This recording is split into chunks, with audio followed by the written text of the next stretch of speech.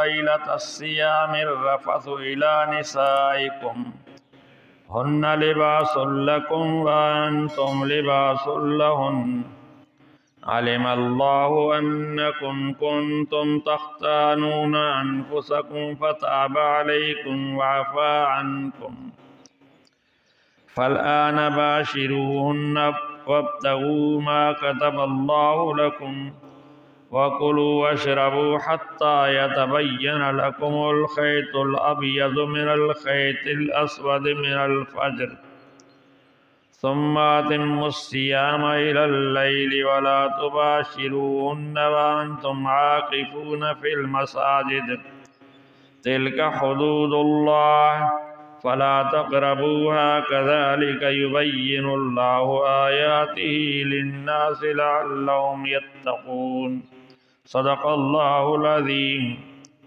اس لمبی آیت کا تعلق بھی رمضان شریف کے مسائل کے بارے میں ہے۔ بات یہ ہے کہ شروع میں جب اللہ تعالیٰ نے صحابہ کرام پر رمضان کے روزے فرض کیے تو سارا مہینہ راتوں کو میاں بیوی کا آپس میں ملاپ جائز نہیں تھا۔ جس طرح دن کو کھانا پینا منع ہوتا ہے روزے کی وجہ سے، اسی طرح راتوں کو کھانے پینے کی تو اجازت تھی، لیکن بیویوں سے میاں بیوی کا آپس میں ملنے کی اجازت نہیں تھی۔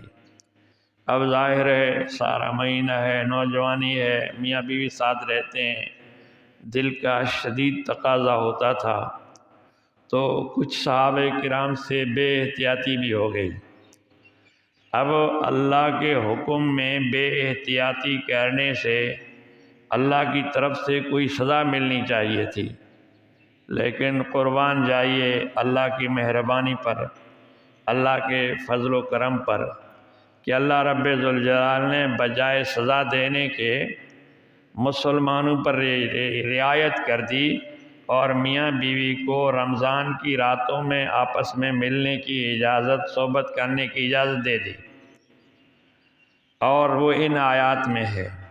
تو رب ذوالجلال نے فرمایا احل لکم لیلۃ الصیام الرفث الی نسائکم، تمہارے لیے حلال کر دیا گیا ہے بیویوں کے ساتھ رمضان کی رات میں، رمضان کی جو راتوں میں بیویوں کے ساتھ صحبت تمہارے لیے حلال کیا گیا ہے۔ اب تمہیں اجازت ہے اے مسلمان مردو، اپنی بیویوں سے اگر چاہو تو رمضان کی راتوں میں، یعنی کھانے پینے کا جو وقت ہے روزہ رکھنے سے پہلے ہی پہلے آپ کو اجازت ہے کہ آپ جو ہے تو بیویوں سے ملو اور صحبت کرو۔ ہن لباس لکم وانتم لباس لہن، کیونکہ وہ تمہارا لباس ہیں۔ جیسے انسان لباس کے بغیر نہیں رہ سکتا، تو اسی طرح مرد اگر صحت مند ہے وہ بیوی کے بغیر زیادہ عرصہ نہیں رہ سکتا، تو اسی طرح اگر صحت مند بیوی ہے، جوان ہے، تو مرد کے بغیر زیادہ اسے صبر نہیں آ سکتا۔ تو فرمایا کہ تمہاری بیویاں تمہارے لیے لباس ہیں اور تم ان کے لیے لباس ہو۔ یہاں اس بات سے ہٹ کر لباس کے بارے میں تو دیکھو ہر انسان چاہتا ہے کہ میرا لباس اچھا ہو، اور ہر انسان چاہتا ہے کہ میرا لباس خوبصورت ہو، تو اس طرح جو ہے تو بیویوں کا خیال کرو، انہیں اچھے لباس دے دو اور انہیں خوبصورتی کے جو لوازم آتے ہیں وہ دے دو۔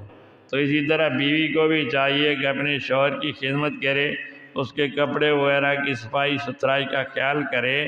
جس طرح انسان چاہتا ہے کہ میرا لباس خوبصورت ہو، تو اسی طرح پاک و صاف ہو۔ اس طرح صفائی کو آدھا ایمان کہا گیا ہے۔ جیسے انسان چاہتا ہے کہ میرا لباس پاک صاف ہو، صاف ستھرا ہو، تو اسی طرح جو ہے تو انسان کو اندرونی طور پر بھی صاف ستھرا ہونا چاہیے۔ تو فرمایا کہ بیویاں تمہارا لباس ہیں، تم ان کے لباس ہو۔ عالم اللہ انکم کنتم تختانون انفسکم، اللہ جانتا ہے کہ تم خیانت کرتے تھے اپنے آپ سے، یعنی گناہ کرنا گویا اپنے جان سے خیانت کرنا ہے، کیونکہ سزا تو اپنے آپ کو ملے گی، جو گناہ کرتا ہے سزا خود کو ملے گی، تو گناہ کرنا گویا اپنا نقصان ہے۔ تو اللہ جانتا ہے، اللہ کو پتہ ہے کہ تم اپنے آپ سے خیانت کرتے تھے۔ اب وہ صحابہ کرام تھے، اب جوانی کے جوش میں یہ غلطی تو ہو جاتی تھی، لیکن بعد میں رو رو کر توبہ کرتے تھے، یا اللہ غلطی ہو گئی، میں خود کو نہ روک سکا، اب مجھے جو ہے میں توبہ کرتا ہوں۔ تو اللہ فرماتا ہے فتاب علیکم، پھر اللہ نے تمہاری توبہ قبول کی، یعنی جن سے یہ غلطی ہو گئی ہے ان سب کی توبہ قبول ہے۔ اب یہاں رمضان کے علاوہ ہٹ کے ایک اور مسئلہ ہے، اکثر مسلمان جو شادی شدہ ہیں وہ جانتے ہیں، ہو سکتا ہے کوئی نوجوان ہو اسے پتہ نہ ہو، وہ یہ ہے کہ مہینے میں اگر عورت حاملہ نہ ہو یا بوڑھی نہ ہو تو چند دن ایسے آتے ہیں جو وہ ناپاک رہتی ہے، وہ نماز نہیں پڑھ سکتی، روزے نہیں رکھ سکتی، تو ان دنوں میں بھی بیوی کے ساتھ ملاپ جائز نہیں ہے۔ اور جب ان کی یہ حالت بند ہو جائے، یعنی حیض ان کی بند ہو جائے، نہائے دھوئے صاف ستھری ہو جائے، تب اس کے ساتھ ملنے کی اجازت ہے۔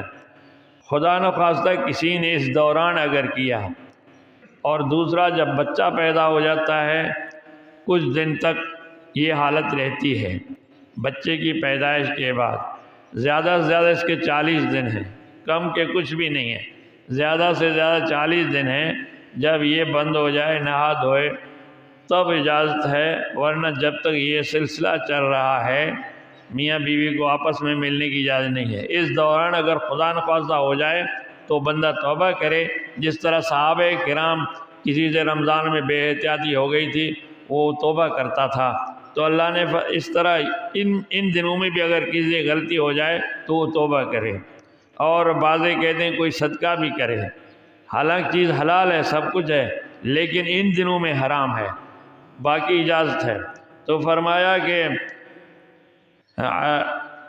وعفا عنکم، اللہ تعالیٰ نے تمہیں معاف کر دیا، یعنی تمہاری توبہ قبول کر دی اور تمہیں معاف کر دیا، اب تمہیں رمضان کی راتوں میں ملنے کی اجازت دے دی۔ فالآن باشروہن، ہاں اب جو ہے تو تمہیں اجازت ہے، اب ان سے مباشرت کرو۔ وابتغوا ما کتب اللہ لکم، اللہ نے جو تمہارے لیے مقدر کیا اولاد وغیرہ، اور جو ہے تو وہ حاصل کرو، اور اولاد وغیرہ بھی اگر ان راتوں میں ہو جائے، پیٹ میں پڑ جائے، کوئی مسئلہ نہیں ہے، آپس میں ملو، مسئلہ نہیں ہے۔ وَكُلُوا وَاشْرَبُوا حَتَّى يَتَبَيَّنَ لَكُمُ الْخَيْطُ الْأَبْيَضُ مِنَ الْخَيْطِ الْأَسْوَدِ مِنَ الْفَجْرِ۔ ایک اور بات بھی، شروع میں کیا تھا، جب تک جاگ رہا تھا بندہ تو کھانے پینے کی اجازت تھی، جیسے ہی نیند آ گئی پھر کھانا پینا ختم ہو جاتا تھا، تو اللہ نے فرمایا کہ اب کھاؤ پیو، کھانے پینے کی بھی اجازت ہے۔ اب رمضان کی راتوں میں تمہیں کھانے پینے کی بھی اجازت ہے۔ کلوا واشربوا، کھاؤ اور پیو، حتی یتبین لکم الخیط الابیض من الخیط الاسود من الفجر، یہاں تک کہ سفید دھاگا کالے دھاگے سے ظاہر ہو جائے فجر کے وقت، یعنی یہ جو اندھیرا ہے، روشنی ہے، اس کو کالا دھاگا کہا گیا ہے۔ صبح صادق کو جب روشنی پھیلتی ہے اس کو سفید دھاگا کہا گیا ہے۔ تو فرمایا کھاؤ پیو یہاں تک کہ جب فجر کے وقت کالے دھاگے سے، اندھیرے سے روشن دھاگا یعنی فجر نمودار ہو جائے، روشنی ہو جائے، سفید دھاگا۔ ثم اتموا الصیام الی اللیل، پھر جب فجر کے وقت صبح صادق شروع ہونے سے پہلے ہی پہلے کھاؤ پیو، جب صبح صادق ہو جائے پھر روزہ رکھو، اور یہاں تک کہ اس روزے کو رات آنے تک پورا کرو، یعنی سورج ڈوبنے تک، سورج ڈوبنے سے رات کا ٹائم شروع ہو جاتا ہے، تو سورج ڈوبنے تک یہ روزہ ہے اب تمہارا۔ اور فرمایا وَلَا تُبَاشِرُونَ وَأَنْتُمْ عَاكِفُونَ فِي الْمَسَاجِدِ، ہاں ایک اور مسئلہ ہے، رمضان کے راتوں میاں بیوی کو ملنے کی اجازت، لیکن جب تم اعتکاف میں بیٹھو تو پھر تمہارے لیے یہ جائز نہیں ہے۔ مثلا اعتکاف میں آدھی رات کو خیال آ گیا، بیوی کے پاس گیا، نہیں یہ جائز نہیں ہے۔ یا صحابہ اس وقت مسجدوں میں پیشاب وغیرہ کا بندوبست، وضو وغیرہ کا نہیں ہوتا تھا، تو وضو کرنے کے لیے، پیشاب کرنے کے لیے جو اعتکاف والے اپنے گھروں میں جاتے تھے، جلدی جلدی گھر بجا کے پیشاب کر کے وضو کر کے آتے تھے۔ تو اگر ایسے رات کے لیے جانا ہو وضو وغیرہ پیشاب کے لیے، چلو بھائی بیوی سے مل کے جاتے ہیں، نہیں، تو فرمایا جب تم اعتکاف میں بیٹھو مسجدوں میں تو پھر جو ہے تو تمہیں بیوی سے ملنے کی اجازت نہیں ہے، پھر آرام ہے۔ تلک حدود اللہ، یہ اللہ کے حدود ہیں، فلا تقربوا، ان کے قریب مت جانا۔ کذالک یبین اللہ لکم آیاتی لعلکم یتقون، اسی طرح اللہ تعالیٰ تمہارے لیے اپنی آیات بیان کرتے ہیں تاکہ تم پرہیزگار بنو اور تقوی اختیار کرو۔ اللہ تعالیٰ ہمیں سمجھنے اور عمل کرنے کی توفیق عطا فرمائے۔ کسی کے ذہن میں بھی اگر کوئی مسئلہ ہو یا کوئی بات پیش آ جائے، علماء کرام سے پوچھو۔ خود قرآن کہتا ہے فاسألوا اہل الذکر ان کنتم لا تعلمون، جب تم کوئی بات کوئی مسئلہ نہیں جانتے ہو تو پھر علم والوں سے پوچھ لو۔ جو پوچھے گا وہ صحیح راستے پہ چلے گا، جو پوچھے گا نہیں وہ صحیح راستہ گم کر دے گا۔ اللہ ہمیں عمل کرنے کی توفیق عطا فرمائے۔